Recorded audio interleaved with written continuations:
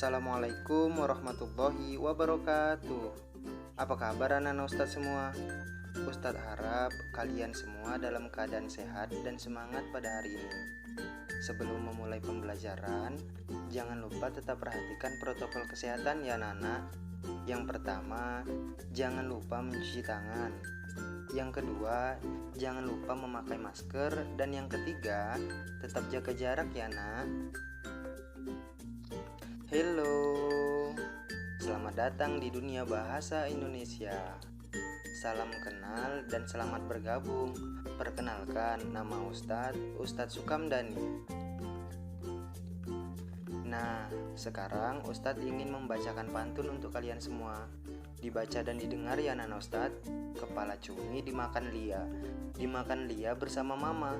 Semoga anak-anak hari ini selalu bahagia walaupun masih belajar di rumah. Oke, sekarang kita masuk ke pembelajaran pertama. Apa ya teks berita itu, Ustadz? Apa, dan apa? Oke, sekarang semua pasti bertanya, di mana ya Ustadz kita dapat menemukan berita? Yang pertama, kita dapat membaca berita melalui koran. Yang kedua, kita dapat melihat berita melalui televisi. Dan yang ketiga, kita dapat mendengar berita melalui radio. Dan yang keempat, kita bisa melihat dan membaca berita melalui sosial media. Sekarang kita masuk ke pelatihan berita. Teks berita adalah teks yang berisi cerita atau keterangan mengenai kejadian atau peristiwa yang sedang hangat dibicarakan. Berita dapat disampaikan melalui majalah, surat kabar, radio, televisi, ataupun internet. Nah, sekarang kita masuk ke dalam unsur-unsur berita. Unsur-unsur berita mencakup 5W dan 1H. Yang pertama ada what. Apa ya Ustadz? Ya, apa yang diinformasikan oleh berita. Yang kedua adalah who. Siapa sajakah yang terlibat di dalam berita. Yang ketiga ada when, kapan berita itu terjadi.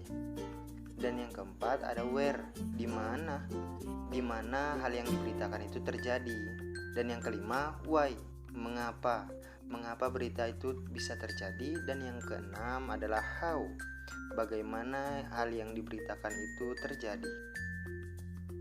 5W dan 1H ini adalah poin penting di dalam sebuah berita ya anak-anak Ustadz. Anggap saja bahwasanya 5W dan 1H ini adalah nyawa dalam sebuah berita. Jika tidak ada nyawa, maka berita itu tidak akan hidup. Selanjutnya, kita masuk ke dalam struktur teks berita. Nah, pertama-tama, apa yang kalian lihat dalam slide ini? Ya, pasti sebuah rumah kan? Sama dengan sebuah rumah yang memiliki atap, struktur berita juga memiliki kepala berita. Nah, setelah atap, apa yang kalian lihat? Ya, benar, ada tubuh rumah. Nah, di dalam berita, setelah kepala juga pasti adalah tubuhnya. Nah, dan yang terakhir adalah halaman rumah. Tetapi di dalam berita bukan halaman rumah ya nak, melainkan ekor berita.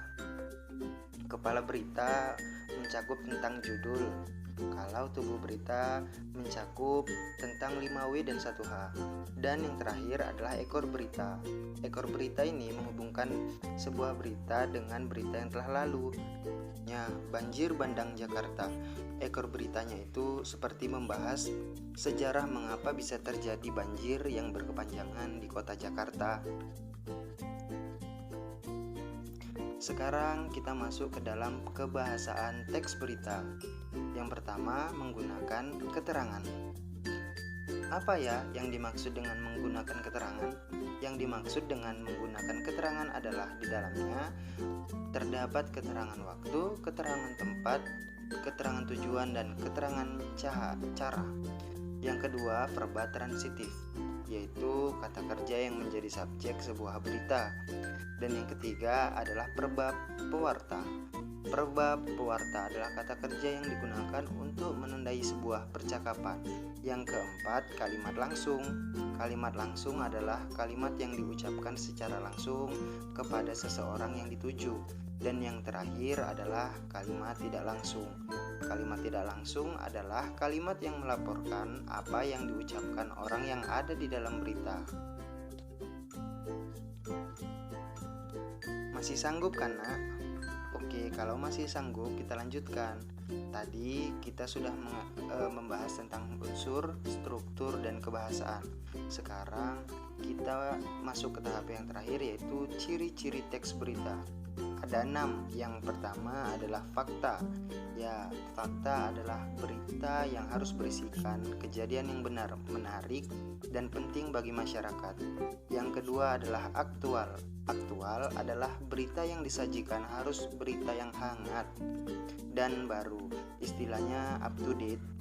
Yang ketiga, seimbang.